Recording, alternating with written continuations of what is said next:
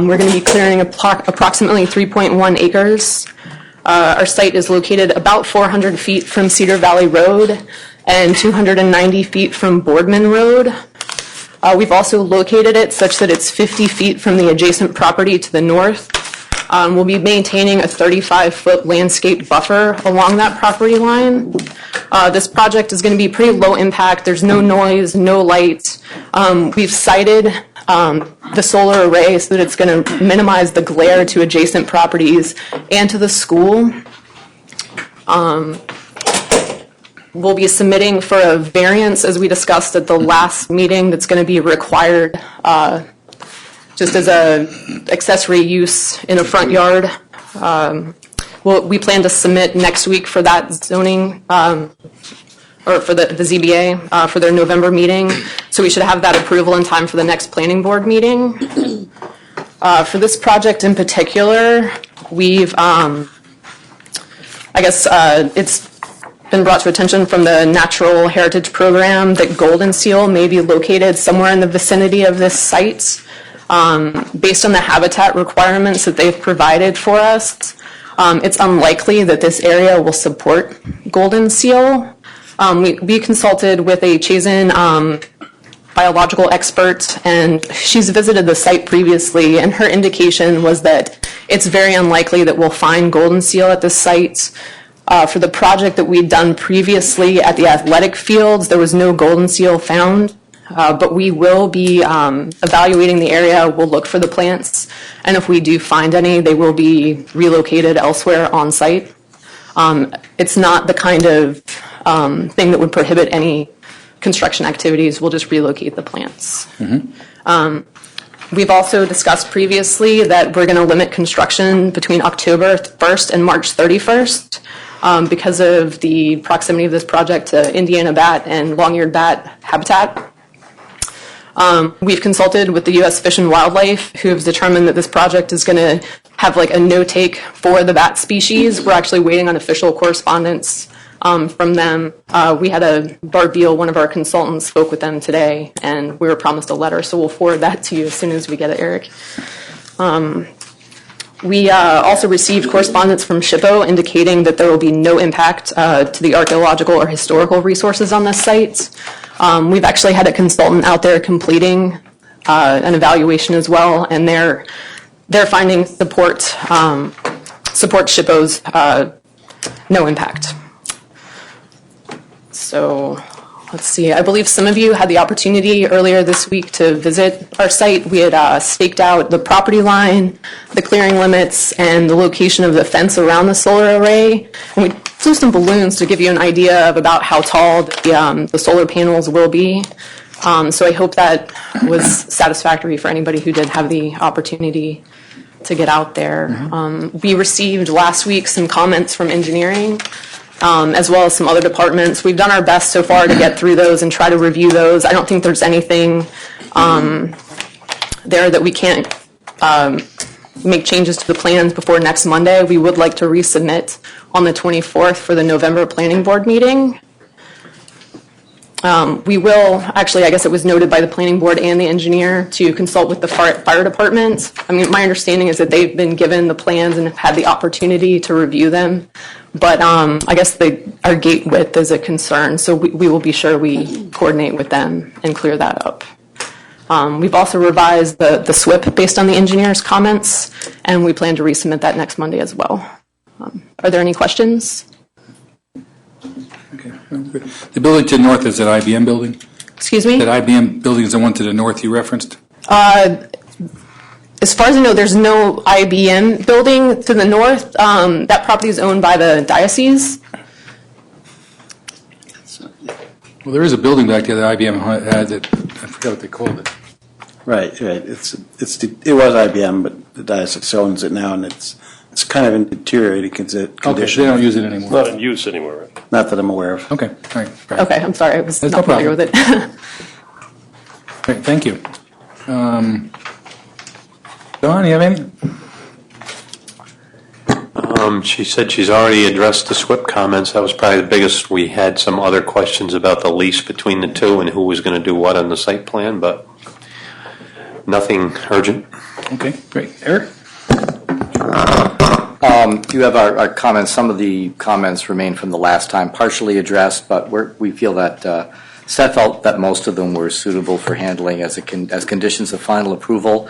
I think Lauren addressed probably the most critical items that were in the review that you have in your packets having to do with the seeker review. Just a couple clarifications. The proposal to relocate the Golden Seal, that was one lacking information, and that sounds like a reasonable proposal to be placed in notes on the plan as long as it's handled by a person qualified to identify and relocate the specimens. Well, and I think that work to identify the plants that are out there on the site, we would need to complete that work pretty soon, while there's still golden seal in the area, while they're still in season.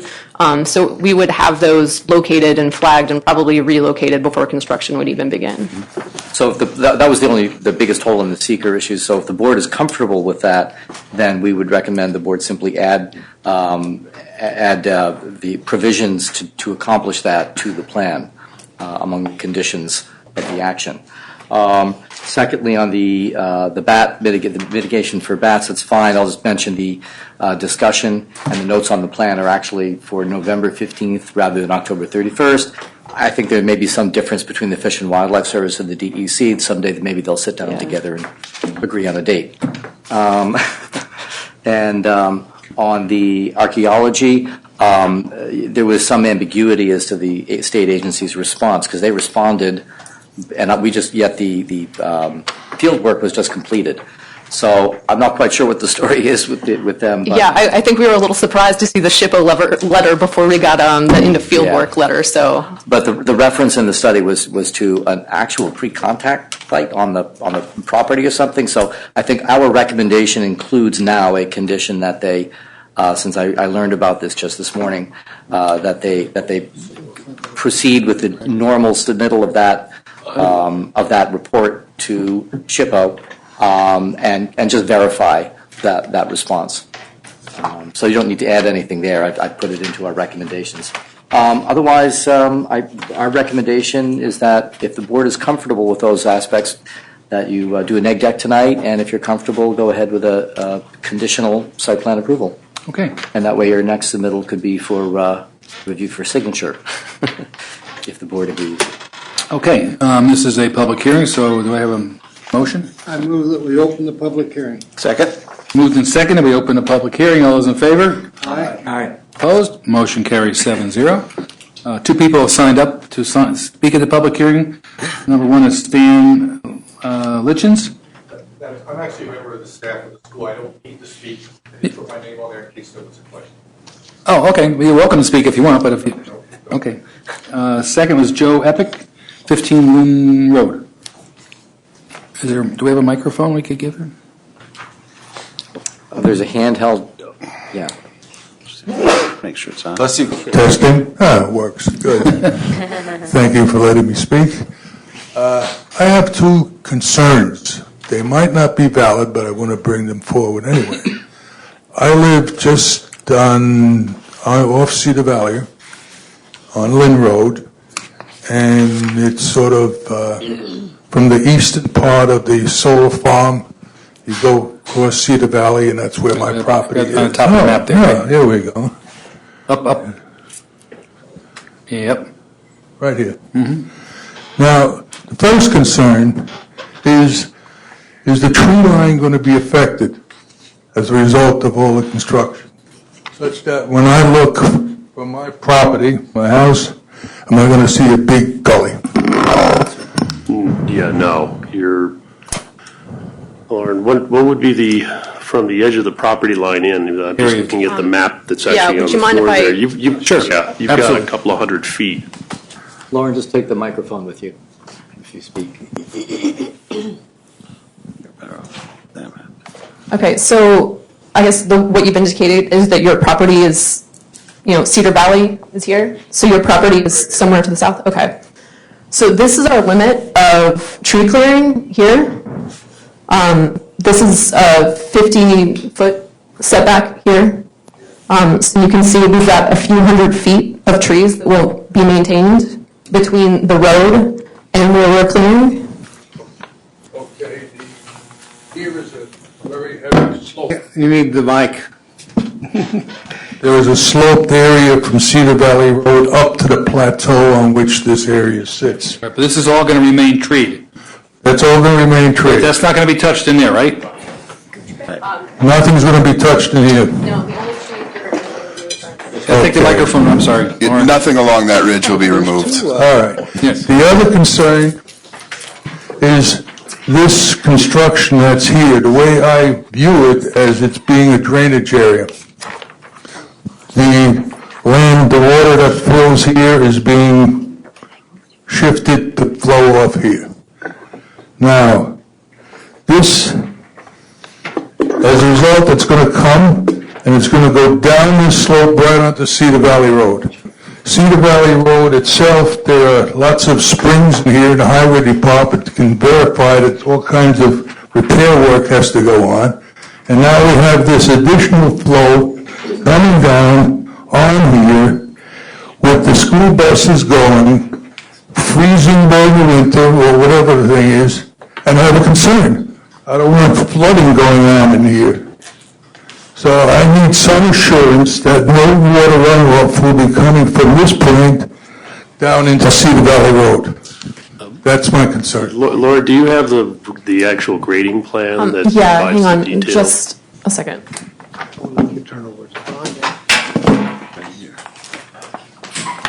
Don, you want to comment? Do you have any? We did ask a question about the drainage that's headed for the road. There is a level spreader up on top. We just want to get some assurances that that water will not rechannelize by the time it gets to the bottom of the road. But as far as more water, we're not concerned about more water. All right, so you want the channel spreader being something that's instead of the water going one path, it'll be. Yeah. Correct. Go out, okay. We've actually added a stone apron at the flare here. And we've got a stone check dam down here as well. I actually checked after we received some of the engineer's comments. This is about a 2% slope for this first 80 feet or so. So the stone apron here is going to serve to prevent any water that gets past it from being at an erosive velocity. And then we're going to have this stone check dam. You can see the way that it's shaped. We're really hoping that that's going to help spread the flow out. And then again, since this is about a 2% slope here, we don't expect that that will help to reconcentrate the water as it starts to flow towards Cedar Valley. Okay, but the overall net effect is that you have water, some level of water is, some amount of water today is draining in that direction towards Cedar Valley. You are not concentrating it or adding more to that flow post-construction. That's correct. I mean, when we complete our stormwater evaluation for this and our design, the objective with that is so that the runoff that's leaving our site is going to be less than the current runoff from that site. Right. Thank you. Anyone else care to comment on this? No, hearing no one. I move that the public hearing be closed. Second. We moved and seconded, we close the public hearing. All of those in favor? Aye. Opposed? Motion carries 7-0. Okay, I'm going to start around the board. I'm going to start with, let's start with Peter.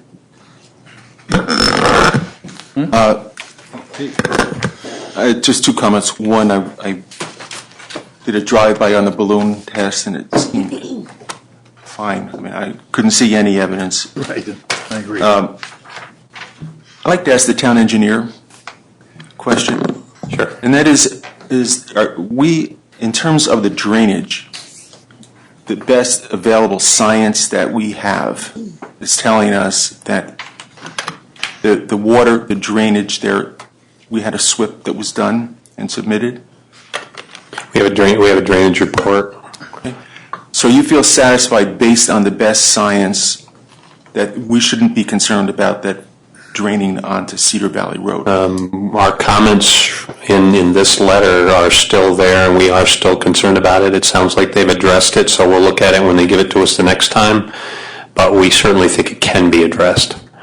They are proposing a small detention area, and they're spreading the water. We just want to make sure it doesn't rechannelize. So we're not The only thing we're concerned about at this moment is that it rechannelizes at Cedar Valley Road, and we'll look at that further before we're ready to sign off. Okay, just so Mr. Epic and others don't come back in a year and say, we didn't do our homework, and that we're just totally satisfied that it's not going to be an issue. And you think that's possible? Yes. Thanks. Thank you. Carl? Yeah, I also went out to the site and took a walk around. Looks like it's really isolated back in there. The trees are going to hide everything.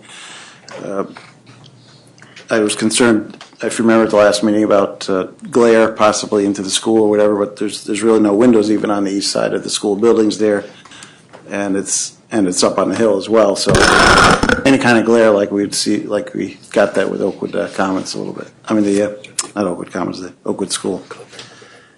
So I think we're good with the glare issue. From what I understand, it's going to be a chain link fence around the whole thing. So the only concern I had is what is it going to look like at the portion that we can see by the school there. If the school wanted it to be black or something else to blend in a little better than just plain. It's something you guys can decide. And I had to question that small building from the Kenyon house left over, like the little shed there, I think it was. Is that planned to remain? It's outside the fence line, but inside the area of disturbance. Yeah, that plans to remain as of now. Okay, so that's not something to disturb. There might be, I don't know if there's any historic value to it at all, but it went with the Kenyon house years ago. And the last thing is, we discussed on the site actually that with consideration of an electric vehicle charging station or something that could help with the school learning process as well. That's my comments. Okay, thank you. Ben? Adding on to what Carl said about the fence, I was there also at the site, and I understand there's a 7-foot fence required, but that these panels can be as high as 8 feet. Why not use an 8-foot fence? We do the 7-foot fence. That's what's required by the National Electric Code. Typically, that's all that we use as the electrical requirement. In certain cases, we have used the higher fence, but not always. That's just if privacy is requested in that area. Do you think an 8-foot fence would be better in this situation, or 7 is sufficient? I think 7's sufficient because of the way it sits up on the hill. You're going to be looking at it from down in the parking lot, and especially down in the road, you're quite a bit lower than that. So I think the fence really is going to block, most of it, if not all of it. Okay. And also, there was, when we did the walkthrough, there was a small building there with a cell phone tower right next to it. Will this affect those, or will the cell phone tower affect the solar panels, or vice versa? Nope. No, there'll be no interference between the two. Okay. That's it. Thank you. I want to thank you for doing the balloon fly, and so everybody had a chance to see, what it would look like or not, as it turns out. So that's great. Rich? I guess I'm still a little bit concerned about the view. I mean, trouble with the balloon fly, unless you have like 3 balloons for every panel, because it's the concentration of the panel. If you look at the thing off of Spackenkill, it's the concentration of all those panels together that creates the visual impact, not just 1 or 2. But this is far enough away with enough tree cover and everything else that I'm not really that concerned in this particular instance. So that's really my only comment. Thank you. Ed?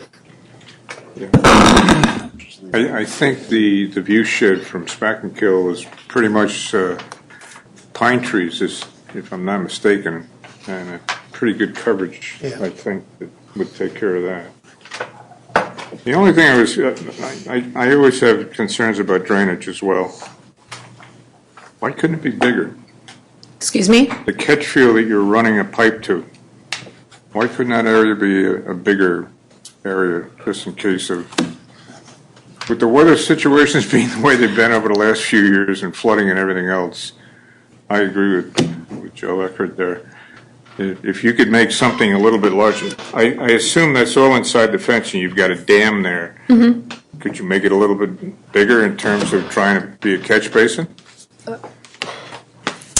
Well, we already have this detention pond, and one of the things that's you're running a pipe out of that, right? Right, yeah. And so we're going to have some stone at the end of that pipe. And what that's supposed to do is help slow down the flow of the water as it leaves. And when it freezes in the winter, there's the problem. So that's something that we can look at, and maybe we can speak with the engineer. Well, that's what I'm asking you to do. Mm-hmm. Don, if you would work with them to make sure that is large enough to make sure even in an emergency, wet and thaw and so on and so forth, that covers it. That would be my concern. That's it. Okay, I was at the site also, and the comments have been pretty much what I would have said, but getting back there to the fence and the concern, perhaps you can look at having an 8-foot fence where it is visible, which is a portion of that area, and then leave the rest at 7 feet, because there's plenty of trees, there's plenty of buffer there. But as you do come in, and also as you walk through the campus, there are areas there where you can see that. So it might make sense to put partial amount of fence at 8 feet. Which parts are you, It would be, let's see here. want this?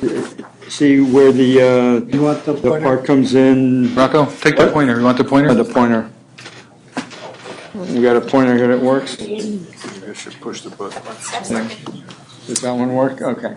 Yeah, right there. Okay. It'd be like, Yeah, You have to hold it down. oh, you have to hold it down. Okay, I got you. Okay, so right around here, this area here Yep. would be the area I think that can be seen the most. I think back here, there is screening, and there's a road back here, if I'm not mistaken, and that's mainly for maintenance or something up there. But Correct. right around here would be the places where I think is more visible from the parking lots and stuff. Okay, yeah, I mean, the purpose of the fence is to keep people out of the Right. array. It's not certainly, it's, But the if chain link it's a fence, chain but, link fence only, you can see through it unless you're putting in some Correct. kind of other material there to screen it. So whether it be 8 feet or 7 feet, you can still see through it. right, yes. Yep. So that's my comment. Anybody want to weigh in on Rocco's suggestion of an 8-foot fence along that section, or anybody?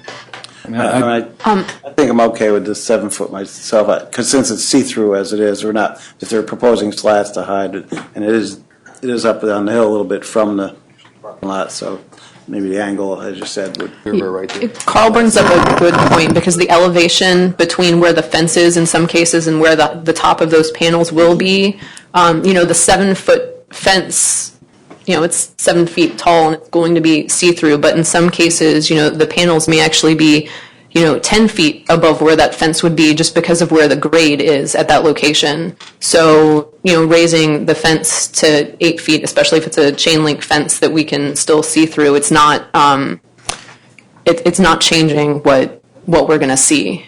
I think my main comment about the fence was, is there something other than the metal color, paint it black or something that the school would like to see. What color do you propose? Just like a black, green?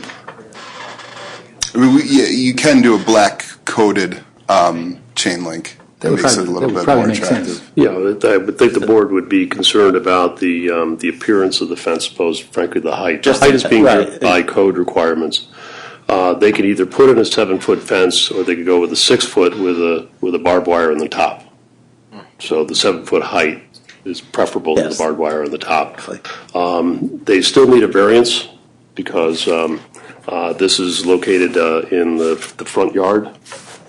So, and they've got 3 front yards. They're surrounded on 3 sides by roads. So that's kind of what's driving parts of that.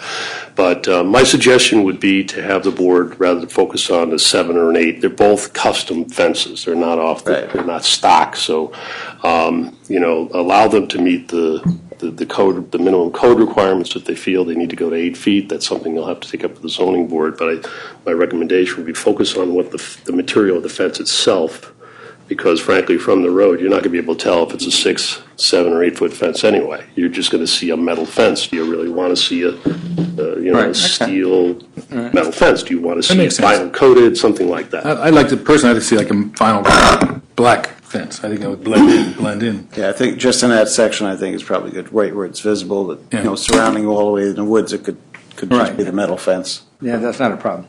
Okay. All right. So I think that's what we'll ask for, okay? It also, the detail does show slats pre-installed throughout the chain link fence.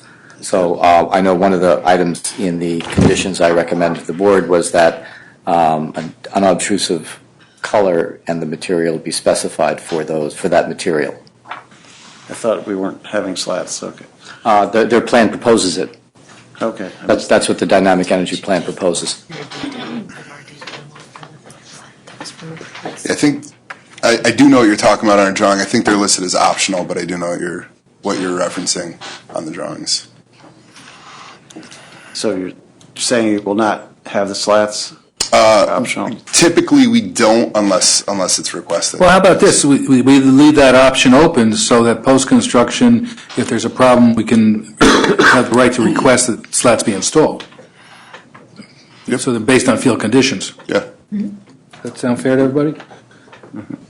Yes, I'm fine with that. Okay. Good. Thank you. Okay. Any other questions, comments? No. All right. Brian's an alternate tonight. No comments or questions. Want to make a motion?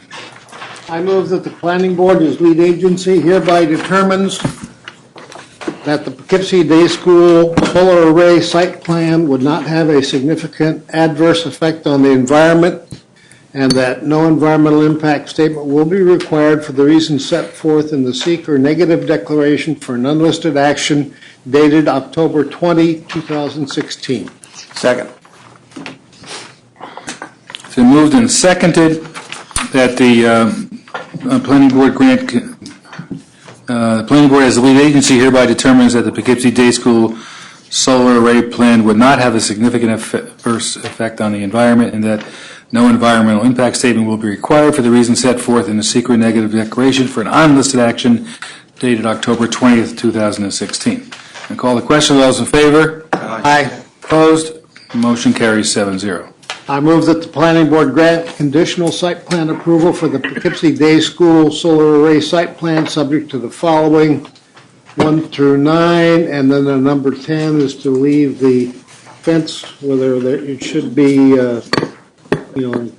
made more solid to the department. Leave the option open at the Pending the visual outcome Right. as it is built. that slats could be installed based on field conditions. And I think number 11 would be seal relocation would take place. Okay, 11. And also under the town engineering site plan comments on Swift and so forth, investigate the possibility of making the dam area slightly larger or somewhat larger. I said investigate. Okay. I accept the additions. Right. Second. It's been seconded that the additions be accepted. And call the question. Let's see. It's been moved and seconded. Planning board grant conditional site plan approval for the Poughkeepsie Day School solar array site plan subject to the following. Under town engineer comments that the investigate the dam area and see if it needs to be larger and it meets the requirements as discussed by the planning board. 10, the slats that are option based on field conditions, et cetera, and 11, the relocation of the golden seal plants. And call the question. Those in favor? Aye. Aye. Opposed? Motion carries 7-0. Okay. Thank you, guys. Thank you. Thank you for going out of your way and helping us visualize it. And, just bear in mind, there may always be some field changes and things that, as you probably know in your travels, that things happen that are unforeseen, and we at that time. Okay, thank you. Okay, we come to the time in our program where we will suspend the rules. I ask for motion to suspend the rules. So comments on any further items on tonight's agenda and tonight's agenda only. Your comments will not be part of the record on any of the applications, referrals, or the items that are on the agenda for discussion. And call the question. Do I have a second? Yep. Second. All right. Call the question. All those in favor? Aye. Opposed? Motion carries 7-0. Anyone wish to comment on any other applications on tonight's agenda? Seeing no. I move that the rules be resumed. Second. Moved and seconded that we resume the rules. All those in favor? Aye. Opposed? Motion carries 7-0. Okay.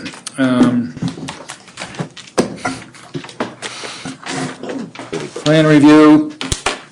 Number 1, Shady Brook Trailer Park Site Plan review regarding the improvements for an existing mobile home site to modify 24 sites and proposed 36 sites over a 7-year period, 67 Old Manchester Road, zoned RMH, Residence Mobile Home District, 12.371 acres, listed action, Shady Brook Trailer Park, Inc., owner. Okay, Larry Paggi, civil engineer representing the applicant, and with me is also Deneen Crosby, who is the receiver, appointed receiver for the project. Last time we were in front of this board, we basically gave you an outline of where we were heading with the project, the concept of the plan to try to bring the park into conformance and bring it to a point where we felt it might be approvable by this board. The project has gone through a bit of evolution since then. The board directed us to have further planning meetings with the planning department, with the building department. Those have occurred. The first go-round, we looked at modifying the design significantly by eliminating the mobile homes from the most flood-prone portion of the property, which is the lower left corner as you guys are looking at that map. Currently, there's mobile homes that exist on the lower side of that road, and we have eliminated all those mobile homes, and we have moved them up into the development. Again, the mobile home park was in its current form is theoretically has 100 units worth of sites on it. It's still the intention is still to reduce that down to 60 units. In order to accomplish that modification, we would need to exceed the current zoning relative to density, setbacks, lot area, or site areas, mobile home site areas. So that's something that we've been discussing with planning. So we recognize that we're not in a position this evening to ask the planning board to make any decisions. This is really just an informational meeting to keep you folks posted on where we are.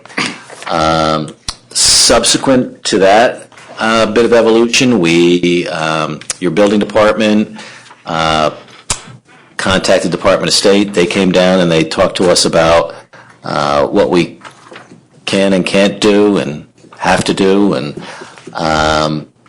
the project, we were originally thinking that we might ask the planning board for approval in phases, basically asking for an amended site plan on the portion of the project that carries an existing legal non-conforming designation, and then working through the details on the balance of the park. It turns out that what we really need to do is ask the planning board for an unphased approval, basically just to review the map in its entirety and ask you to consider the approval for the entire park. And that is where we are at this point in time. We are continuing to work with your planning department to try to get us to a point where we can come to you and ask you for that approval. We do have your comments. We recognize that we need to address them, but there's got to be zoning in place that will allow you to make a decision. So, Neil, I don't know if you want to talk a little bit about the timing with that. Yeah, Larry, that's a great summation. Yeah, we've had conversations with Deneen and Larry frankly at a couple different levels, and a lot of what's driving the conversation now is it's sort of the building code issues, and we have a new building code that kicked in as of the 3rd of this month. But effectively, kind of in its simplest terms, some of the rehab work on some of the units that they had anticipated doing, as soon as they touch those units, they have to bring the whole thing up to code. So it really kind of changes the conversation. But on the zoning end of things, one of the things that we've been talking about, and the devil's always in the details when you're drafting laws. And I shared an early draft with Larry, and I said we got to do something different. The idea here is to get they have moved the units out of the flood-prone areas, but the way that the zoning code is set out now, it's a minimum lot size of 6,000 square feet, and there's setbacks that have to be respected. And in many cases, the setbacks in zoning are far more restrictive than the setbacks in the building code. So the thought here is to develop an ability, an option, if you will, to cluster the units, much like we do in subdivision, where you have a cluster option. But the first thing you do is you go through and you develop a conventional plan, prove out your density, and then from there you can sort of tighten up and make the lots a little smaller and cluster your units so as to save open space and get them out of the flood prone areas, things like that. That's the direction that I'm heading at this point. I'm still in the process of drafting. I don't have anything to share with the board. I probably won't for another couple of weeks. It needs to be vetted by Eric and Sarah Davis, and I want Larry and Deneen to take a look at it as well. Make sure that we're all on the same page, and of course, we'll have to get buy-in from the town board that they agree that this is the way to go. But I think that it's doable. It's just going to take a little bit more time. So the sort of the time frame that we're on, best case, I think we're probably into December before we have public hearings on the zone change. Again, assuming the town board is in agreement, we may be into the first of the year, but the ability to sort of move the approval of this plan along is sort of now lagging behind that effort. So, it's going to be some months before we have the zoning in place to be able to do that, but that's the direction that we're going right now. And I really got to hand it to Deneen and Larry. It seems like every time we have a conversation, there's another, oh, by the way, did we tell you about this? But the fact that, Deneen, you've been appointed by the courts to work with us and try to get get this moving. I give you a lot of credit for staying in there and swinging away. So thank you. Thank you. Yeah, but that's kind of the summary of where we are. Okay, thank you. I suspect her diligence will be paid off maybe with some venison. That's kind of a private joke. Okay, so something. You can't accuse us of not being colorful. That's true. Don, anything? No. Okay. Not at this point. Okay. Carl? Not a lot. I guess it's great to see the units out of the floodplain and stuff moving along, getting the area fixed up. Because I remember a flood there a few years back. It was pretty bad. But the main, I like the idea of doing kind of a cluster or whatever. The only thing I would be concerned of is is parking. Make sure there's enough parking per unit so that the access roads can remain clear for fire. I don't know if any of can make additional visitor. I think the fire department mentioned it in one of their comments, extra overflow parking or visitor parking somewhere, maybe even in the floodplain area, if possible. Right. It's something to make sure the cars stay off the road for fire access. And that's all I have. Great. Thank you. Ben, anything? No comment. Okay. Rich? My really only comment is I would like to commend the applicant, Mr. Paggy, for, all the effort and for trying to get this place straightened out and make a decent, mobile park out of it. I mean, it's needed to work for a long time, and this is a real effort on your part. And the board appreciates that. Thank you. Ed? I second what Rich just said as well. I commend you for your efforts at your expense. And I hope that the town, between the town board and planning and zoning, will be able to come together with some creative juices that will really help this whole situation, because it's certainly needed. And again, I thank you for trying to get this through and make it happen. Thank you. Thanks. That's it. Yeah, I have to agree with Ed here. And I guess when you look at this whole clustering aspect, and to add to what Carl had said, there's also not only the traffic in the cars, but if it ever snows again, we've got the snow issue type of thing. So where to put the snow, and well, that's what the creek is for. Right. Okay. But that's it. Thank you. Thank you for. Rich? Want to make a motion? I need to grab Peter. I'm sorry, Peter. He's right. Peter? I think, number one, if town board, and I think it's probably a good idea for them, if they can shift, or somehow adjust the size of the pads, the sites, that makes a lot of sense. I think clearly the big question mark here is whatever we do, we have to do so that we do not subvert, the town or state building code. And that's really the bottom line. I think we're all tuned into that fact that, that's not the intention. The intention here is to get the park up to some level of usability that it hasn't been for years. Just as long as it's done within legal limits. Absolutely. Agreed. Okay. I move that the planning board determine that the application is incomplete for seeker review pending further elaboration on the proposed development and its potential effects. Second. Been moved and seconded. The planning board has determined that the application is incomplete for secret review pending further elaboration on the development and its potential effects. And call the question. All those in favor? Aye. Opposed? Motion carries 7-0. I move that the planning board defer further action on this application and direct the applicant to respond to the comments of the planning board and those received from the town departments and agencies, including but not limited to the following 1 through 12.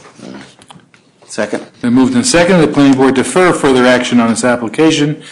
Direct the applicant to respond to comments of the planning board and those received from town departments and agencies, including but not limited to the following 1 through 12. And call the question. All those in favor? Aye. Opposed? Motion carries 7-0. Okay. I have a quick question. Yes. So I'm thinking that we were originally thinking that we were going to try to hit a November meeting, but I'm thinking now that we're going to probably shoot for the December meeting. Yeah. I think that'll give me some more time to try to identify these things, and if I could have permission to work with the consultants if necessary to try to identify these things. And then just one last quick comment. Your comments are certainly appreciated about the diligence of the applicant working on this project, and they certainly are appropriate. But I think it would be negligent if we didn't return the comments and let this board know how cooperative and how much the town has been working to help facilitate this. Everybody's pulling the rope in the same direction on this one, and that part is appreciated from our side. So thank you. Yes, thank you. Thank you. Okay, thank you again.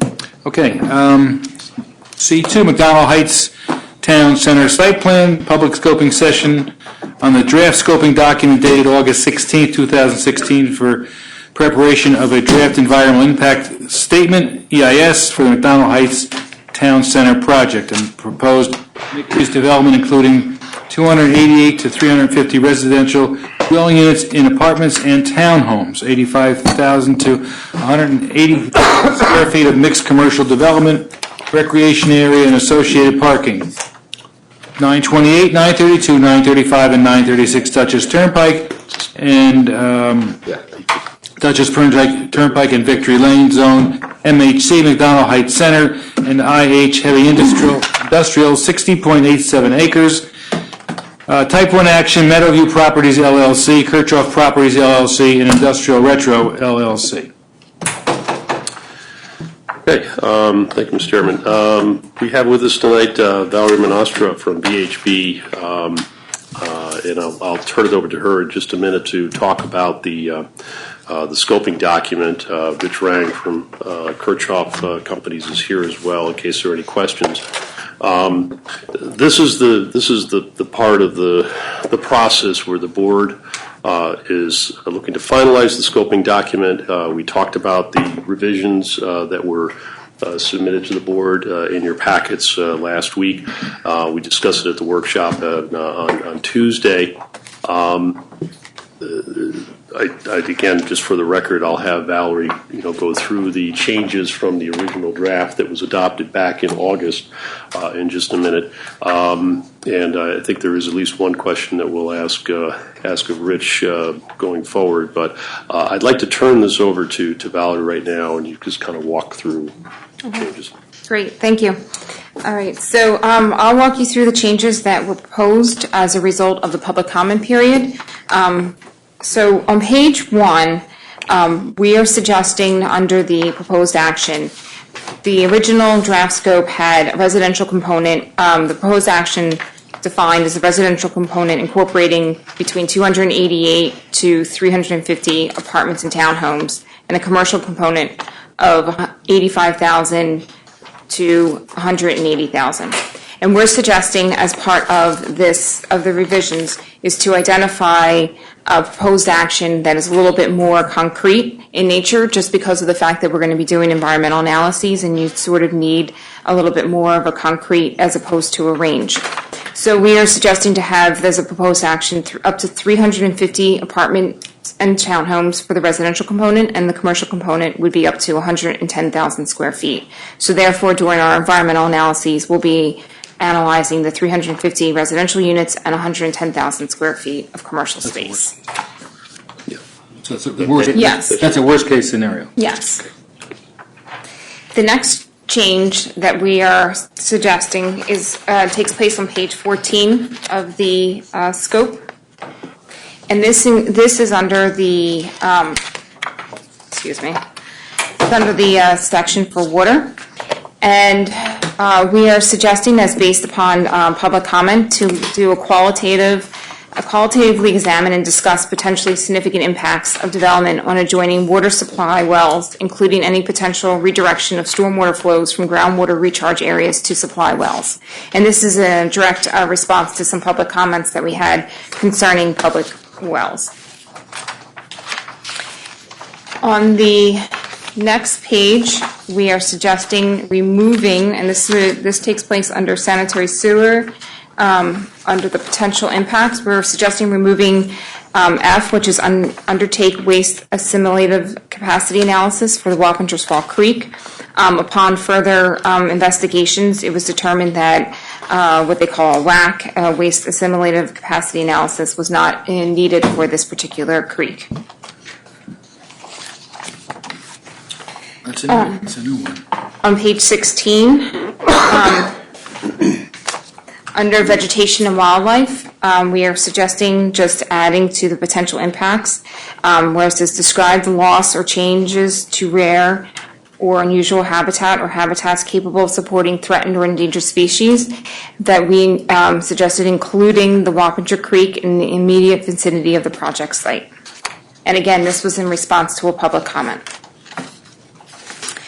Then on page 17, under the traffic and transportation chapter, we have suggested additional intersections to take a look at, and this is in response to both New York State DOT as well as a public comment, and we're suggesting taking a look at existing traffic volumes in Route 44 in Darrow Place, Route 44 in Concord Village Drive, Route 44 in Cherry Hill Drive, and then also take a look at the travel time data on Route 44 in the intersections of Route 44 Hornbeck Road, Van Wagner Road, the Barrow Road, also including the Salt Point Turnpike. And this would include both the east and west directions.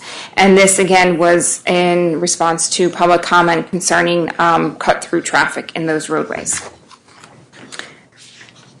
On page 18, under the potential impacts under the traffic transportation chapter, we're including qualitatively evaluating how the roundabout would affect the traffic light at Barnes Drive.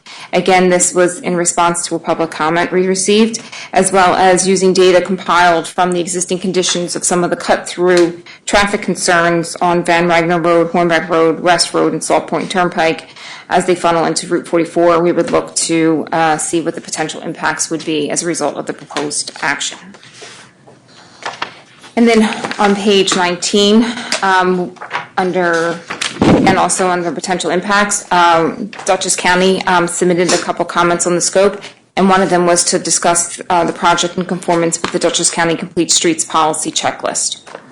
And then under K, instead of currently the scope had described available multimodal travel network options for future residents and patrons of the project, including distance to transit stops and accommodations to access and potential for loop stops within or adjacent to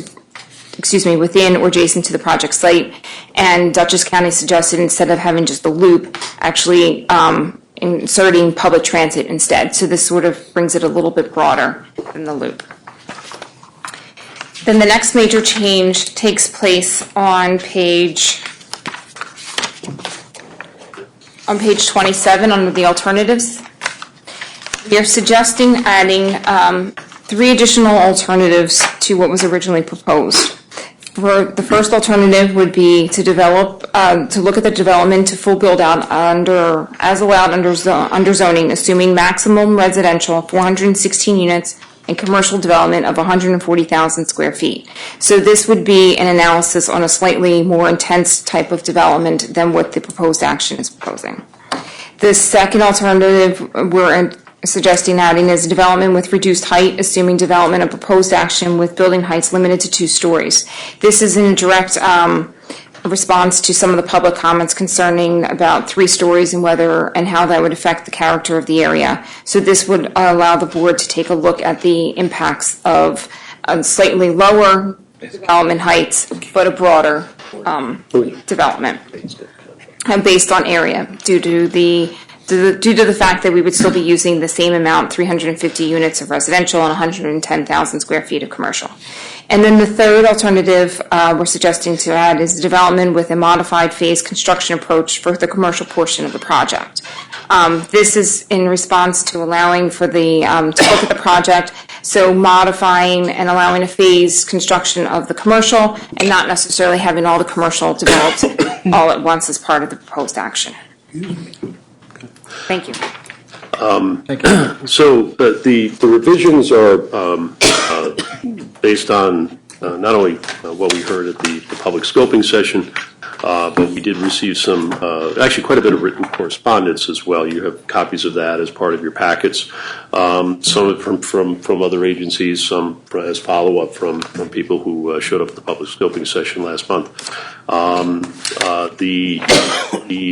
of the additional traffic analyses were also in response to a meeting that we'd had with DOT back in probably the earlier part of mid-September, I think it was. Some of the ideas that the additional information that they would be looking for, since 44 is a state highway and their opinion counts.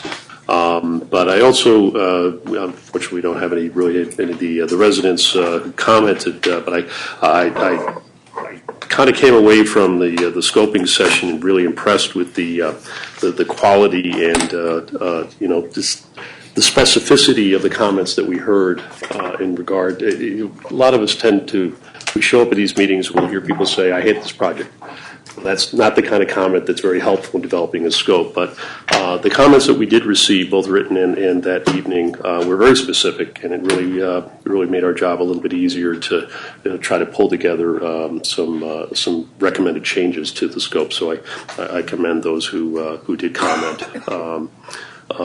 So going forward, actually there was a question, Rich, that came up during the workshop the other day, has to do with the sewage disposal, sewage treatment plant. I'm sorry, whether a connection back to the line on the Van Wagner side that goes to Arlington should be considered. And I know that you and I talked about that possibility, but could you talk a little bit about?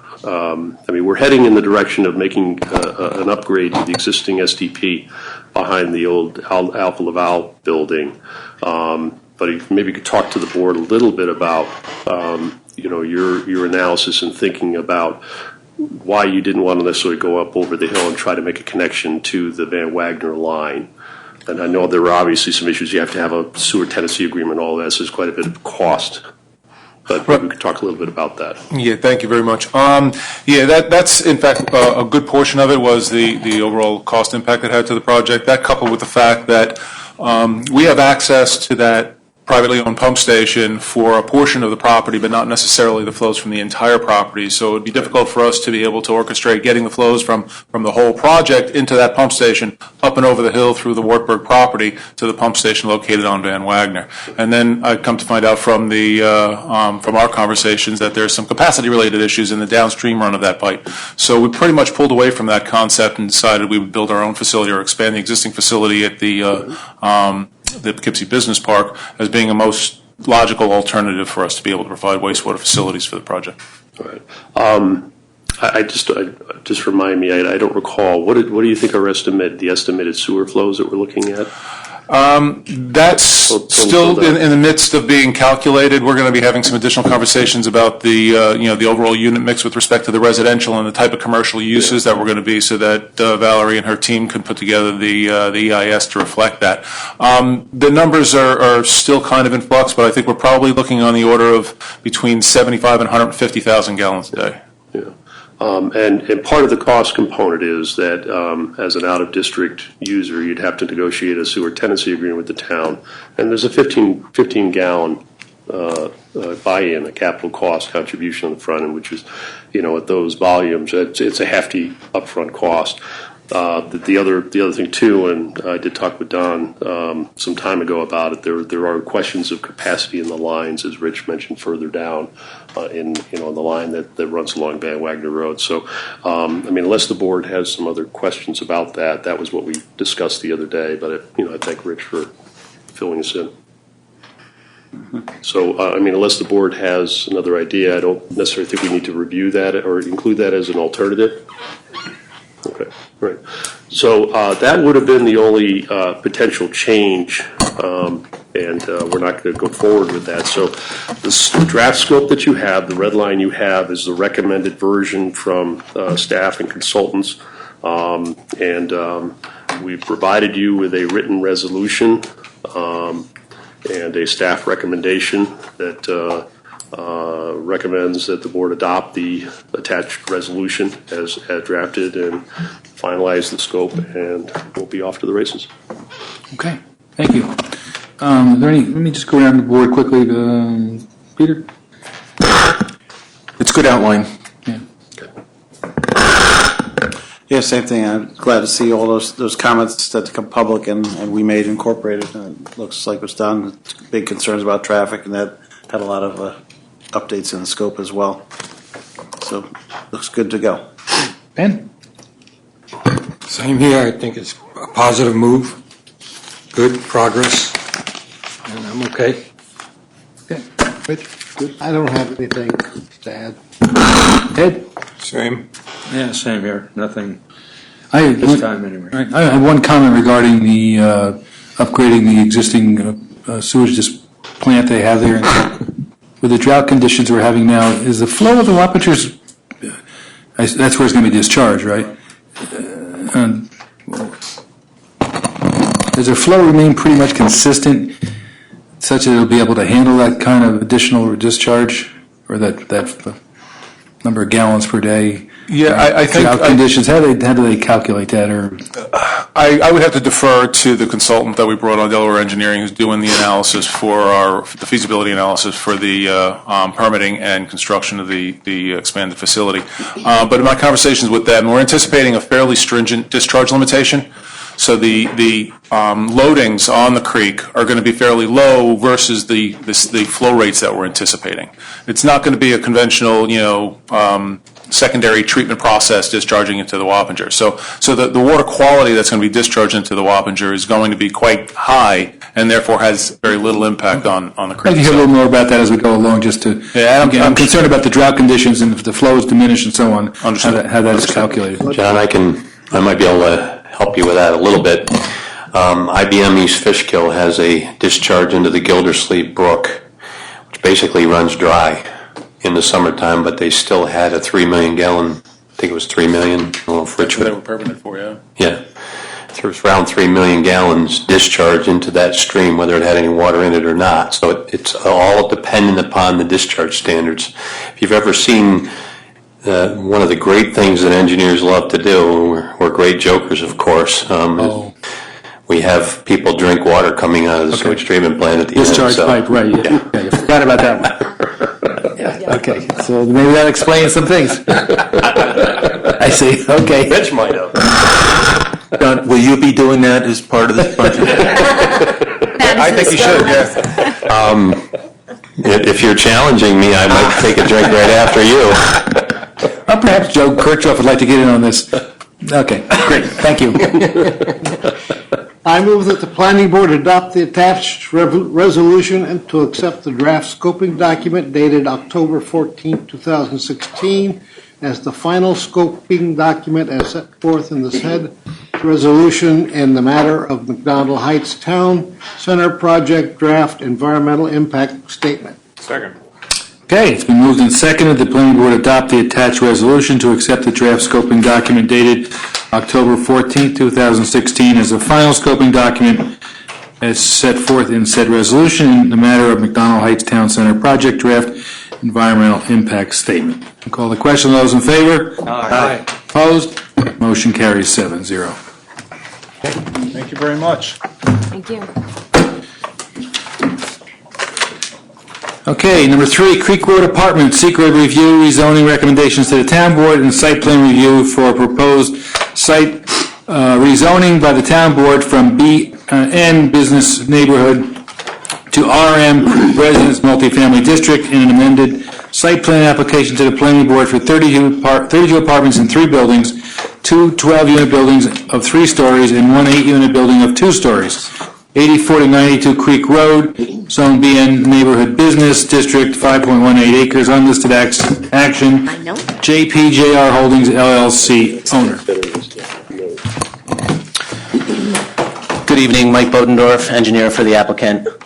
It's been a little while since we appeared before your board, so to bring you back up to speed, the last plan that we had before you showed 4 buildings with 8 units in each building. If you're looking at this plan, there was a building along the northerly wing parking lot, along that steep slope. We eliminated that location of the building and went to 3 stories with 2 of the buildings, the 2 closest buildings to the street. The building farthest away from the street still remains at 2 stories, so we have 2 buildings with 12 units and 1 building with 8 units. There were a number of comments that we have addressed. We had 2 rounds of comments. One round was in July of 15, another round in October of 15. We've submitted a SWIP and a water and sewer report.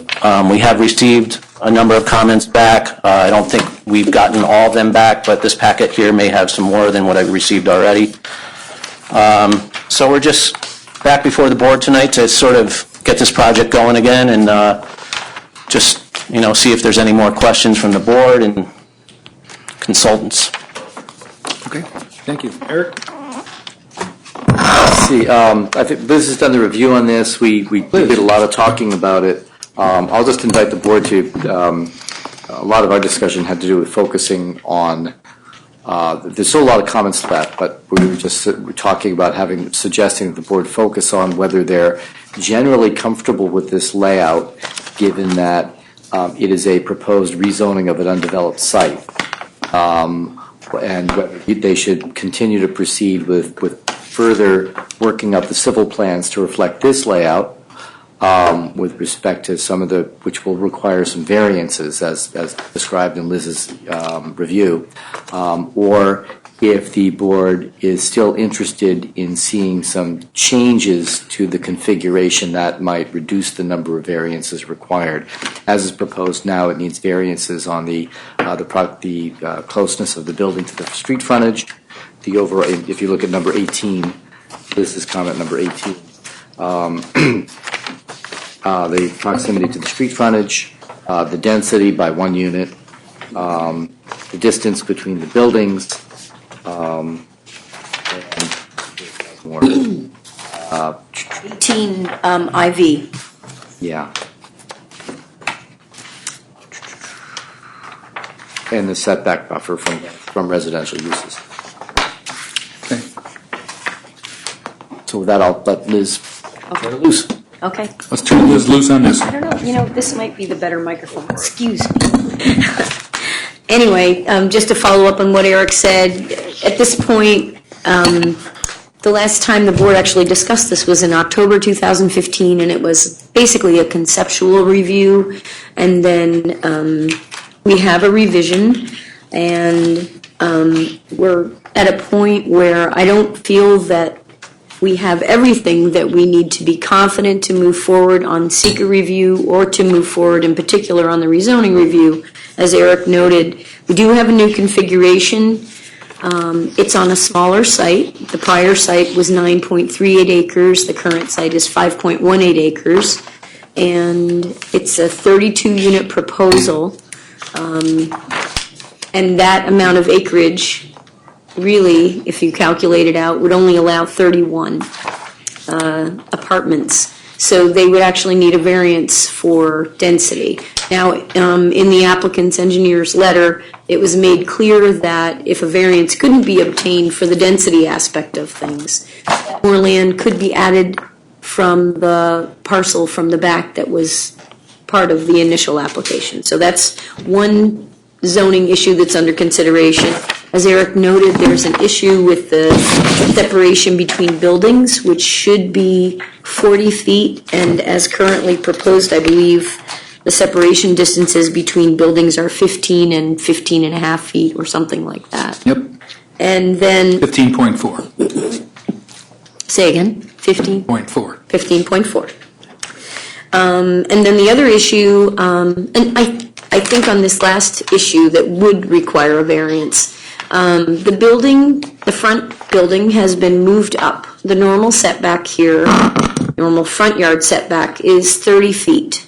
There is a provision in the supplemental requirements for this proposed zoning district, the RM zoning district, to allow a reduced front yard setback in certain instances. And I believe that it would probably be a good idea to have some more supporting information specific to that footnote before the board can further consider that reduced setback. And I believe Eric and I discussed that it would require a variance, not just an exception.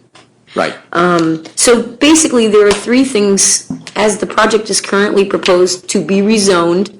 Right away, there are three things for which the applicant would need variances. And I think part of my commentary had to do with that we do need some more visual representation of the project because we now have a different building configuration. So we'd like to see renderings. And also, there's a comment in my review letter having to do with giving us some kind of an illustration or rendering of how the project would look from a few viewpoints. Yeah, some elevations. Elevations, but as seen from certain perspectives. In other words, when you just get a set of elevations, you're looking at a flat plan that's just saying, this is what the front of the building looks like, this is what the side looks like, et cetera. We're looking for something where you would actually have a view from a certain perspective of the elevation of the building. That's what we're talking about, right, Eric? Yeah. And so that you could actually kind of look at the visual effect of the project.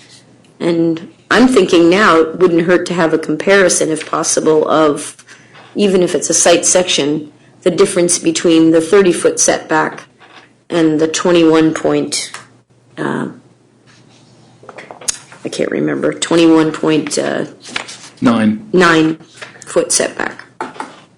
Anyway, so we still need some more supporting information for seeker, and also to consider further the zoning proposal for recommendation. And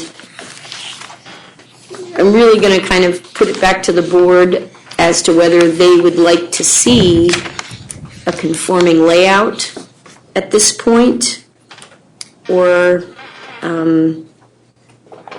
are you generally okay with the current layout with the variances that would be required? So that's something I think it's worth discussing. Okay, thank you. Don, anything you want to add on? Most of our comments are still related to the SWIP. We asked for cut and fill analysis, but other than that, everything else is pretty minor. Well, let's go around the board. Ben, anything hit you right off?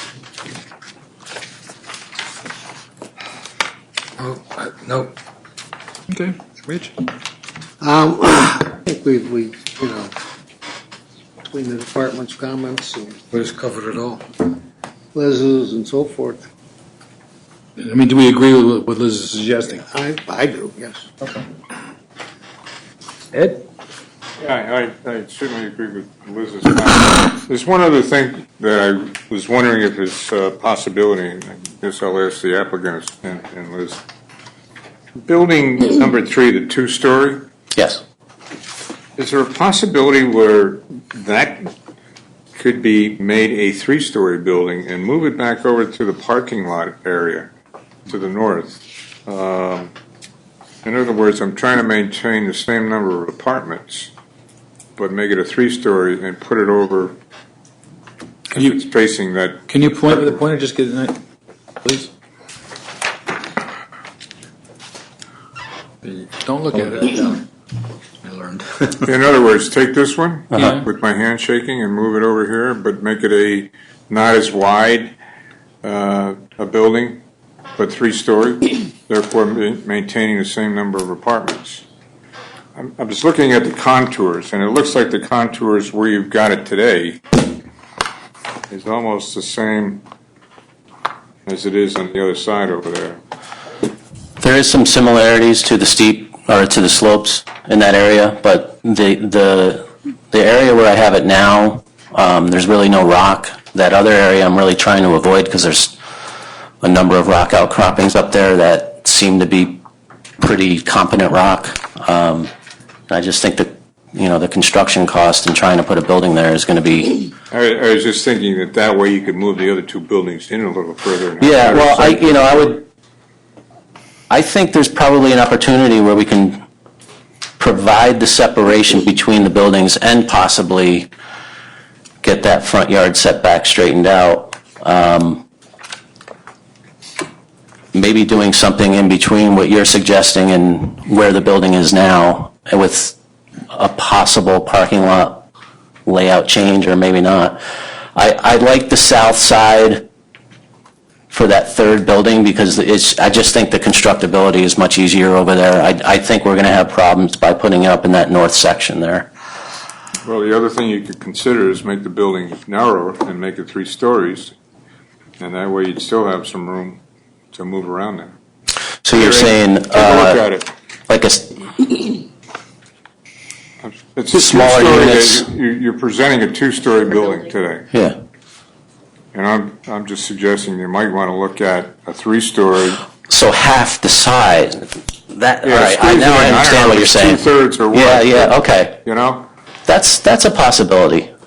That we might be able to do something like that. Take a look.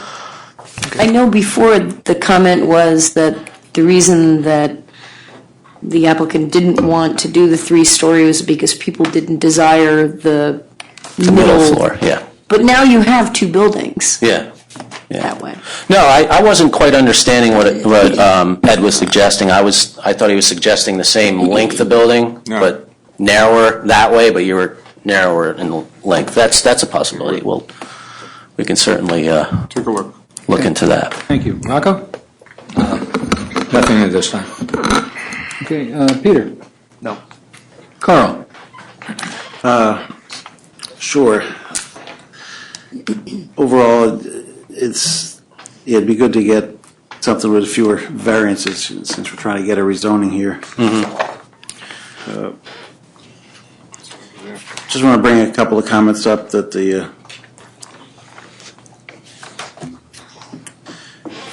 I didn't know if there's a possibility of looking into a crosswalk across the Stewarts on Creek Road.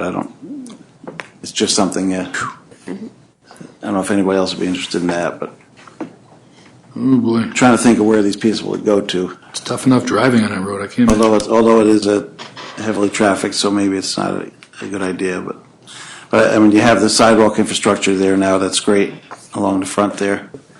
And hopefully those stores next door will get filled at some point.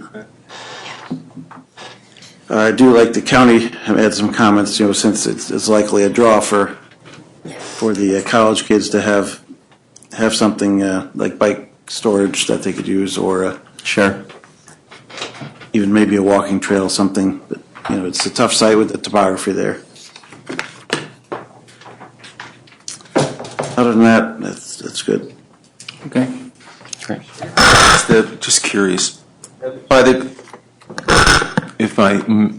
These are all one-bedroom units? Yeah. If you do the arithmetic, and it's kind of hard, I don't know whether you have external access or there are any interior hallways, but it looks like all the units are over 900 square feet, which is that's a pretty large one-bedroom unit. Mm-hmm. You know what the thinking is behind that? I can't speak for the applicant. He just seems to think that I'm just saying, maybe part of your answer or part of the... there's nothing stopping us from having, in my opinion, having 2-bedroom apartments. I mean, if you want to have, if there's some reason why you want the one-bedroom units, certainly in this market, you could shrink those and maybe find a way to fit the building a little more comfortably on the site. Yeah. And 920 square feet in this marketplace, it's a fairly large one-bedroom unit. Mm-hmm. Maybe you could shrink the buildings a little bit and solve some of your problems. That's a good point. That's why I get the big money. We might even give him a raise for that one. I had one more comment. You want a raise too? Okay. Yeah. I had a question on the parking. The quantity of parking, is that just meeting the code, or do you have extra parking here as well? I think we have 2 extra spaces. 2 extra, because I want to make sure there's enough for visitors as well and things, but. And actually, didn't know if you had any extra land there as a possibility to take. Is this intended to be student housing? That's sort of what his target clientele will be, with its proximity to. That's why you need a big bedroom.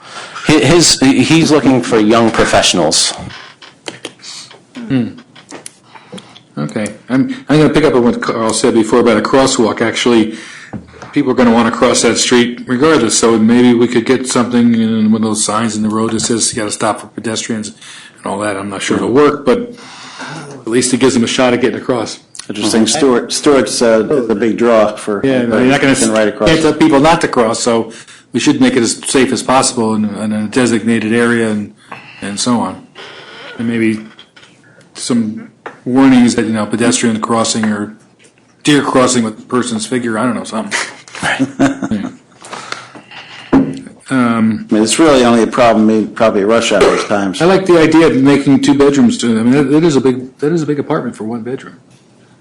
And you get a lot of bunk beds in there, huh? Yeah. I want to look at that. Okay. Anyway, that's our feeling at this point. Any other comments? Can I say anything? Sure. Okay. So, I just want to chime in a little bit on, I think if you do end up looking at 2 bedrooms, to also consider the possibility of, if 900 square feet seems large for 1 bedroom, I would agree. But I know that you're looking at the marketplace in a different way. And I don't know what the minimum is off the top of my head, if there is a minimum in the town of Poughkeepsie, but I think it's very possible for a 1-bedroom apartment to be easily 700 square feet. And, you know, there's a range in the marketplace. If you're going to end up with young singles, it could be young singles or young couples. So In New York City, that's 4 apartments.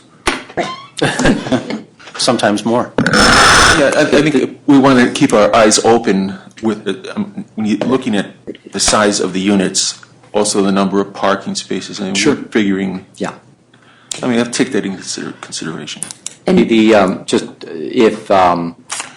I think one of the comments we worked in there had to do with the number of bedrooms, because if there's a comment in there asking that the number of bedrooms be specified in plans, because if you recall, as with the Dahlia application, the number of bedrooms then drives the demand for parking and traffic and water and sewer. So right now, as proposed as 1 bedroom, the parking just works. That's going to be that's a real problem. And there's also, I know the traffic consultant also raised some questions about the turning movements onto Creek Road. He just needs some more information, sight lines and such. But if the number of bedrooms is proposed to change, it may or may not reopen some questions and evaluation, which might need to be re-examined in the light of the increased number of bedrooms. the demographic, You wouldn't necessarily have to change the number of bedrooms by making some of them 2 bedrooms. You could reduce, as I think Peter was saying, you reduce some of the size of the buildings. Yeah. Which gives you more room to set them up on that property and minimize. This potentially could be a headache for parking. You can usually get more for a 2-bedroom than a 1-bedroom, so you can still get the same, or pretty much the same revenue. Bottom line is we're a little leery. Or maybe just because, if they are large 1-bedrooms, if the market, allows them to shrink them a little bit, that might give you the edge to get rid of the setback variances and stuff. Yeah. If they're 850 instead of 920 or something along those lines. Right. Liz, you had a comment? the demographic projection for this is based on 1 bedroom, and it is more than a person per apartment. So even though there are 32 proposed 1-bedroom dwelling units, the projected number of residents is, I think, 54 people. If you get couples, then. Right. Sure, because it could be singles or couples. It's a demographic multiplier, so. Parking's based on bedrooms? Actually, the parking is based on the zoning, because the town doesn't have a more detailed, that's why I said, well, it could open up additional discussion. The parking is, for the town's code on parking, is driven by the zoning district, not by the number of bedrooms. But it has been the standard practice of the zoning board, of the planning board, to look at the demand, the projected demand for a given proposal, which in this case, it works. It's fine. It dovetails. Yeah. It does. That's our comment. Okay. So, just to be clear, I think it sounds like the way that the board is leaning is the board would like to see a conforming layout, A more conforming. a more conforming layout. Yes. Okay. And again, supporting information would help the board examine all these issues. And I know that Eric and Neil and I had mentioned the possibility of an offline meeting to go over some of these. Yeah, we'd certainly like to do that before coming back before the board. Okay. That'd be a good idea. I move that the planning board determine that the application is incomplete for seeker review pending further elaboration on the proposed development and its potential effects. Been moved and seconded that the planning board determine that the applications are incomplete for seeker review pending further elaboration on proposed development and its potential effects. Call the question. Those in favor? Aye. Opposed? Motion carries 7-0. I move that the planning board defer action on the RM rezoning recommendation and on the site plan application and direct the applicant to respond to the comments of the planning board, those received from the town departments and agencies, including but not limited to the following: 1 through 13, and including the comments from the board. Moved and seconded that the planning board defer action on an RM rezoning recommendation on the site plan application and direct the applicant to respond to comments of the planning board and those received from town departments and agencies, including but not limited to the following 1 through 13, plus the next 14 being comments from the board this evening. Call the question. Those in favor? Aye. Opposed? Motion carries 7-0. Okay. Thank you for coming in. We'll see you soon. Site plan review number 4, 33 Arlington Avenue, built parcel 5, amended site plan, and building planning board to declare lead agency intent, and preliminary site plan review to amend and approve site plan to add additional commercial and retail tenants developed in adjacent parcel for parking and provide new sidewalks to connect parcels. 33 Arlington Avenue and Van Wagner Road, Zone BH Highway Business District, R20 Residential, Single Family, 20,000 square feet District, 0.52 acres and 0.521 acres, built parcel 5 LLC, Thomas Gannon owners.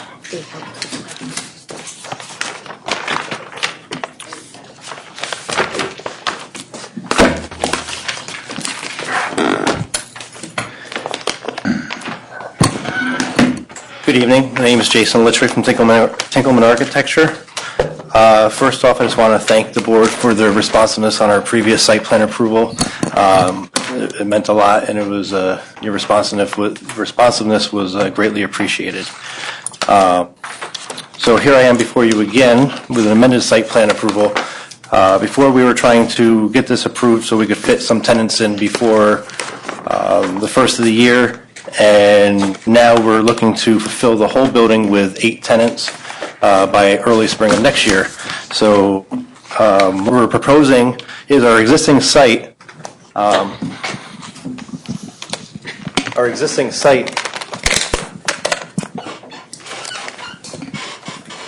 Is it going to work? Our existing site does not accommodate enough parking for what's required by the zoning. And in order to fit the 8 tenants that we have, we are in the process of purchasing the property adjacent to us to accommodate the overflow parking. Is that one working? Thank you. So we're required to have 41 spaces, and by purchasing this gives us 23 additional spaces. That gives us a total of 47. It gives us 5 extra spaces of what's required.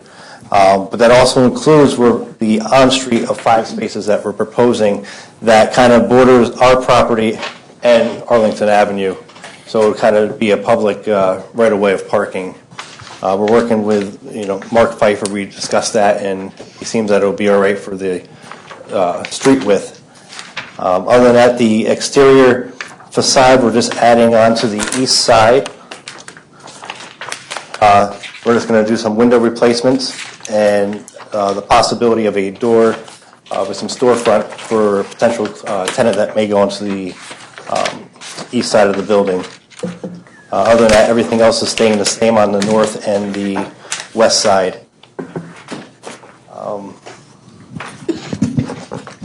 We are working with a civil engineer. We just contracted with them to start doing soil testings and grading and drainage for this site. So right now, we do not have any documentation for you to present. But this is our intent for the design of the proposed parking lot. We want to have a sidewalk that comes down and that connects to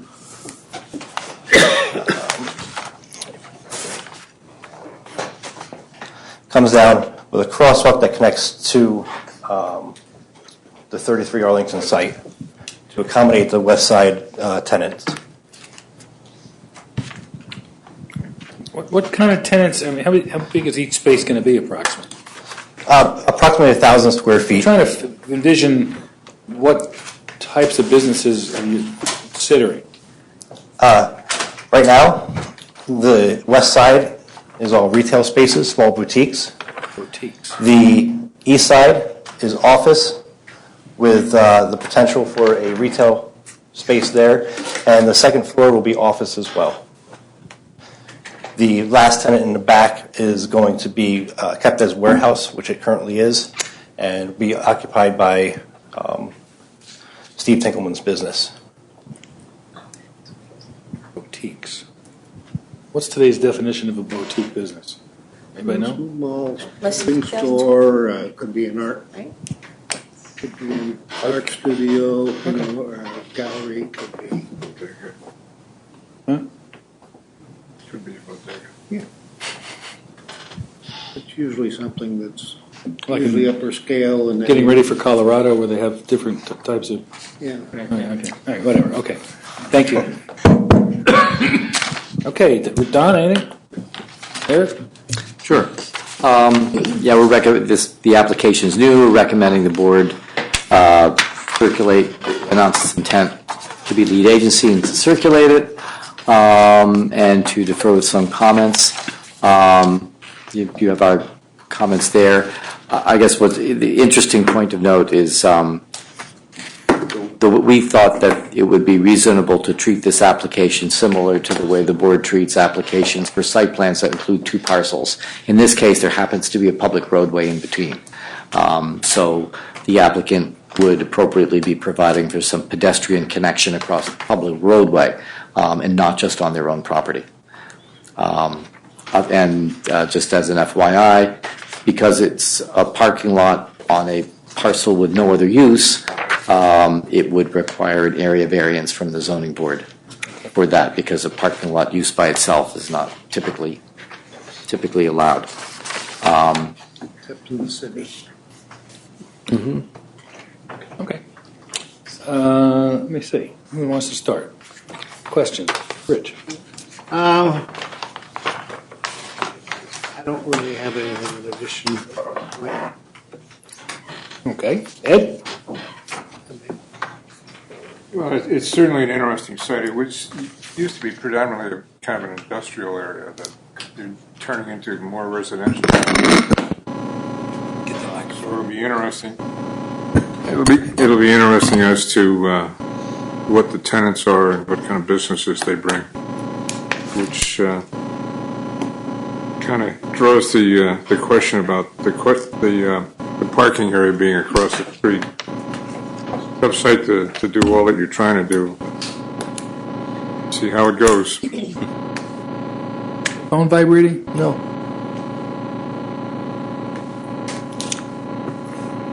Hello out there. Okay. What's the matter?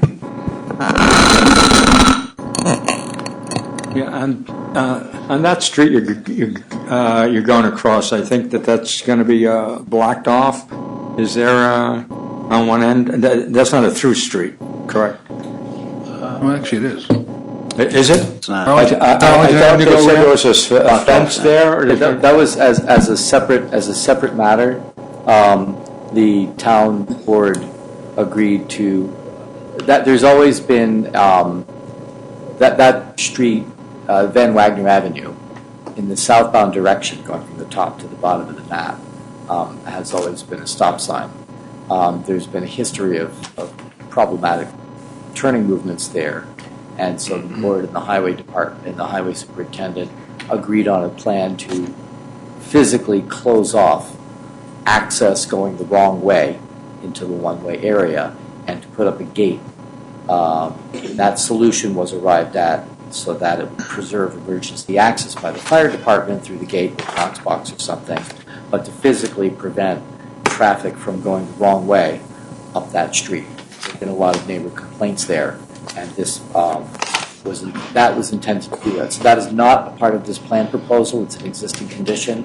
I think Mark just recently installed the gate, and I heard secondhand that it may not be the final gate, but that it's serving its purpose. So it actually solves the problem. Yes. Right. Okay. I was curious where the gate is compared to the. Yes. Yeah, the gate is right at the end of the road. And I noticed the town carved out this little section so people that are heading down that road can turn around. So traffic can only go one way? There is no longer, at this time, as an existing condition, there's no through traffic along Van Wagner through that neck. Okay. There is traffic access on Arlington Avenue around their building and to Van Wagner Road going towards sites. Okay, so there could be some traffic going around the crosswalk. Essentially east-west. And there will be the traffic associated with the building and the boutiques. Correct. Okay. Peter? The last time we discussed this, I think I said something to the effect, this is really what revitalization is all about. It's great. The ideas are great. The design is great. Great for the neighborhood. It's great it's a win-win. Yeah. My only question really is, since it appears that the existence of this building will more or less be totally dependent on the acquisition of that parking lot, otherwise you couldn't do it, I think there has to be some kind of a deeded easement, something that binds those two pieces together so that we'll feel confident that in the future that parking will always be available for that spot. So if you could look into that, come up with a draft or something, that would be great. Okay. A good point. We should cover that base. You're right. Carl? I'll just add to that, unless they find parking somewhere else and don't need that anymore. Yeah. That's another Yeah, possibility. we could use the spin bowl parking lot. They would do it. But We have an orange.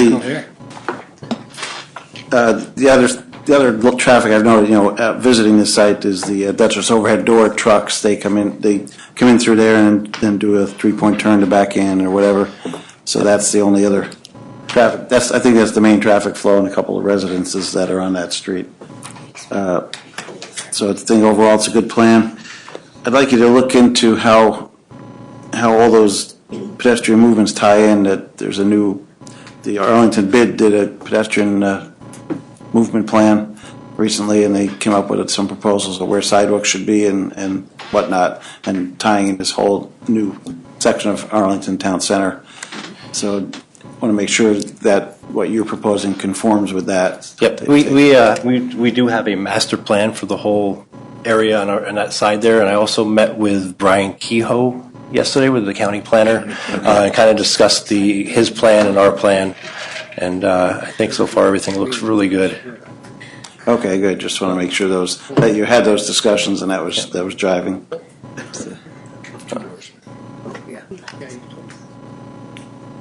I have nothing to add. I think it's pretty well covered. Yeah, just not to beat a dead horse, but that whole neighborhood is just it's just turning into a real neighborhood, and it's, as Peter said, it's just, it's kind of visionary, which I think is great, so it's good. And it takes some courage. Huh? And it takes some Yes, courage. it does take courage. Along those lines, I'm hoping that the developer of the old Raymond Avenue School, Arthur S. May, has the same kind of courage. Okay, and we can move that along also, so that'd be great. I had another comment on the parking. No, we're done. No more comments. I don't know how much clearing you're doing, but a couple trees, whatever, any trees that remain for shade. You're putting some low growth plantings, but shade is always good on parking if there's any trees nearby that you can keep for that, and whatever lighting is necessary in the parking for safety. Absolutely. Maybe even a charging station. I'm sorry? Electric car charging station. Yes, charging We'd like to have one. We'd like to. He could. You know what? Actually, you reminded me before. He could be the first one in the town. Well, isn't the governor proposing, some fantastic amount of money for 800 charging stations in New York State or something like that? Yeah, and he's going to create a whole bunch of jobs too. So, but that might be an interesting. I moved that the planning board Declare its intent. declare its intent. Go ahead, Rich. I move that the planning board declare its intent to be lead agency to coordinate the environmental review of the proposed project as an unlisted action and authorize the planning department circulation dated October 14, 2016 of a notice of said intent, a copy of the EAF, and a copy of the application to the identified involved agencies. Is it October 14th? Yes, we moved and seconded that the planning board declare its intent to be lead agency, etc. Call a question. All those in favor? Aye. Opposed? Motion carries 7-0. I move that the planning board defer further action on this application pending establishment of the lead agency and direct the applicant to respond to the comments of the planning board and those received from the town departments and agencies, including but not limited to the following: 1 through 11, and 12 being the comments from the board tonight. Second. Moved and seconded, the planning board defer further action on this application pending establishment of lead agency and direct the applicant to respond to comments of the planning board and those received from town departments and agencies, not including but not limited to the following: 1 through 11, and 12 being the comments this evening, including considering a charging station. Call the question. All those in favor? Aye. Opposed? Motion carries 7-0. In spite of the charging station. Okay, good. Okay, now, site plan number 5, Planet Wings Edition. I'm assuming the applicant brought dinner. Seeing no dinner. Okay, Planet Wings Edition, 661 Dutchess Turnpike. Site plan review for a proposed 700 square foot addition to the 3,300 square foot building and renovations to at least 2,500 square feet to a retail tenant and retain 1,500 for continued restaurant use. 661 Dutchess Turnpike Zone, BSC Business Shopping Center, 0.68 acres, Type 2 action, Planet Wings of Poughkeepsie owner.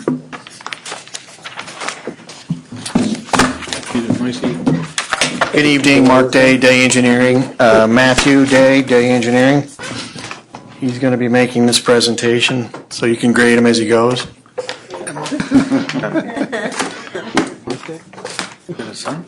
Good evening, Matt Day, Day Engineering, and representing the applicant Franco Vidanza and Planet Wings Poughkeepsie. The site in question is located on Route 44. It's right down there if you guys want to go get food, but we got to hurry. They're going to close soon.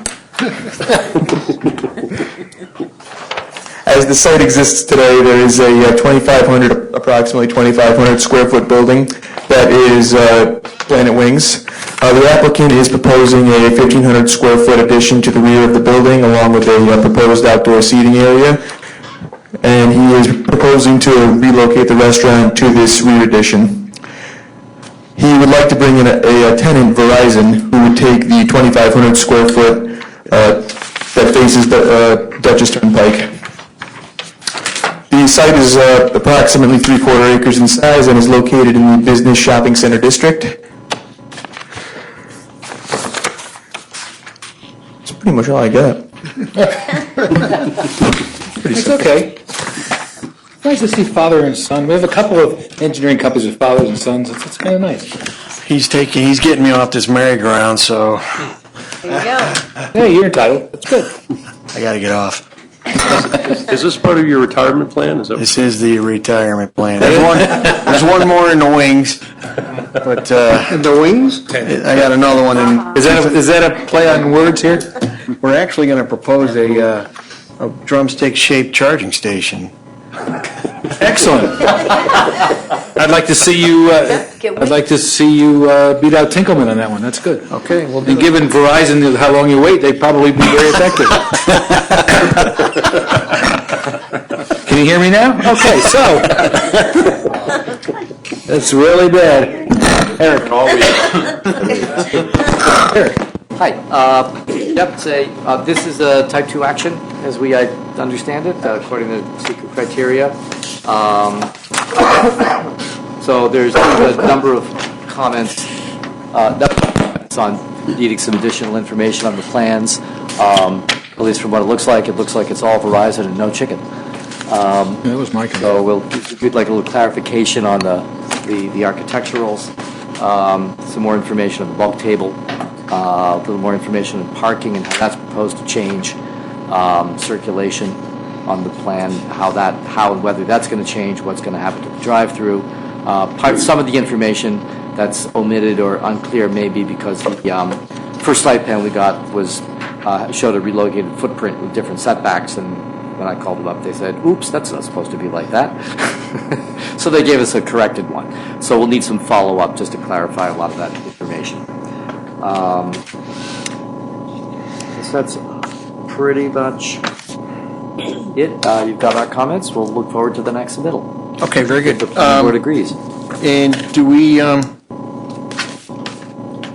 disregard, I know. Okay, we're gone. I imagine the board might have some. We got a couple of things here. Yeah, we're recommending the deferral. I want to get some feedback from the board. Don, you have anything? Two quick things. We were concerned about the existing grease trap to make sure that it was properly sized because this thing had been here quite a while. I know the sewer department was as well. And the other thing is the drainage is plugged on the site. At least the surveyor said he couldn't get any inverts, so we're wanting it unplugged. I got a question. The restaurant's going to be just a takeout? Yes, it is. It's currently, as you guys know, it occupies that whole building. Their business is, say, falling off. So right now, he's been approached by Verizon, and he would like to obviously make them the anchor for this. And he would like to just kind of downsize and move his Planet Wings business to the back. The drive-through will be eliminated. We are going to keep the drive-through lane just so you can get maneuverability around the site. But that's basically the intent, is to downsize what he currently has. Okay. So we're going to have that. We have Kentucky Fried and Popeyes is going to be opening soon, so I think a lot of pressure on the chicken. It's going to be a chicken fight. Yep. Okay. Chickens are fine. I say cheap. John, as the board goes around, I'm just going to suggest that one of the points in the recommendations, the zoning district guidelines and architecture call for not for a flat roof. And so if the board has thoughts about what they'd like to see, this might be a good time to talk about that with the applicant. No flat roof. How much pitch do we have? I mean, it's... Well... You can dress up the edges on the facade, so it doesn't have to. You mean in the sense of a parapet? Just do raised parapet? Do some, okay. Provide some interest and some relief along the... You look at the corner of Raymond and Main. We don't want to see any... The existing building has some features on it. I mean, if you drive by it now, it's got some relief on the roof line as well. There it is. Well, Verizon, they're going to want their own, but we can do some undulating parapet if that works. Just don't want to see any HVAC. Yeah, no, we'll cover that. Okay. Ed, you want to start? Sure. Good luck. Thanks. Nothing at this time. Until we see the plans. Well, just I think the internal circulation, the parking are going to be things we'll have some concern about. Venting for you're going to have a Planet Wings adjacent to Verizon. I don't know how compatible they are. I mean, I don't know how much odor is going to be generated by that store. You mean the phone? Verizon? Yes. No, the wings. We'll cover up the smell of the burning Samsung 7. That's what I was thinking of. That's Okay, good point. We want to be certain that store is properly vented. Well, no, it will be. By code, we have to. But I want to be clear, Verizon has asked to move to this location. So I'm sure they're aware of the potential. Yeah, I understand. Okay. Carl? Anything, Carl? It's great to have some the outdoor seating would be good if he's putting a couple tables out there, whatever. A little punchy here. I think the county had some valid comments to look at the parking circulation, make sure you're not backing into any incoming traffic or whatnot. That's it. Ben, anything? No, it's okay. Okay. My only comment is the time for dinner. I do like the drum-shaped charging station. That's got possibilities. Okay, go ahead. Foreshadowing a new car, John? Always looking. Don't get him started any further I'm just tonight, will thinking, you? you had a bone. I'm always looking for a car, you know. Yeah, I know that, but you haven't had a chargeable car now in a while. Want me to make a motion? Does he get buy a new car? Sure. I move that the planning board determine that the proposal meets the criteria for a seeker type 2 action pursuant to seeker part 617.5 sub C sub 7 and no further environmental review is required. Been moved and seconded that the planning board determine that the proposal meets the criteria for a secret type 2 action pursuant to secret part 617.5 sub C sub 7 and no further environmental review is required. Call a question. Those in favor? Aye. Opposed? Motion carries 7-0. I move that the planning board defer further action on this application and direct the applicant to respond to the comments of the planning board and those received from the town departments and agencies, including but not limited to the following, 1 through 10. Want to add in the roof? You want to add in the roof section? No, that was from planning. Yes, we'll just add number 11 at the comments regarding the roof and the covering the That funded. equipment and so on. Moved and seconded that the planning board defer further action on the application and direct the applicant to respond to comments of the planning board and those received from town departments and agencies, including not limited to the following, 1 through 11, 11 being the comments about the roof and the design, et cetera. Call the question. Those in favor? Aye. Opposed? Motion carries 7-0. Thank you. very much. One other thing, you might want to, as you're driving around the building and you go from the architecture for Verizon to the architecture for Planet Wings, we don't want to make it too traumatic. The color differences and So speaking of colors, if any of you had the opportunity to go by the spin bowl over here on Taft Avenue, the orange you see is not the orange you're going to get. They painted the building nicely, and they fixed up the flaking. They did a good job with the building. Then they put some orange accents on there, which I happened to see from the arterial and turned around to go take a closer look. And I know it's close to Halloween, but it's a little bit much. So that we're going to be meeting with them to try and remedy that situation. Is that the same thing they did in Wappingers? Now, that brings me to Wappingers. If you think that's bad, go to Wappingers. The spin bowl in Wappingers is Right. It's the Great Pumpkin. Right. I got some pictures if you want to see it. It's pretty. Can't miss it. It's out there. I suspect at night that you'll be able to see it from the satellite. Okay, D1, Ambassador Square, time extension for an approved site plan for a proposed redevelopment project to remove existing hotel structures and to create 4 new buildings along with new parking and utilities. The proposal includes a fast food restaurant, fueling station with attendant kiosk, a bank, retail building, and 3-story hotel. 2611 through 2629 South Road, US Route 9, Zone B8, Highway Business, and WD2, Waterfront District 2, 17.45 acres. Secret negative deck was adopted on May 16, 2013, R&D Hotel LLC owner. They've asked for a time extension, so I move the planning board grant a time extension for the Ambassador Square site plan construction completion until November 12, 2018. Second. Moved and second. Call the question. Those in favor? Aye. Opposed? Motion carries 7-0. Any other business before the board? I move we terminate the meeting. Second. Moved and second. The meeting be terminated. All those in favor? Aye. Opposed? Motion carries 7.5 to 0. Okay. I guess Chloe's hungry. That's it. Thank you, everyone. 7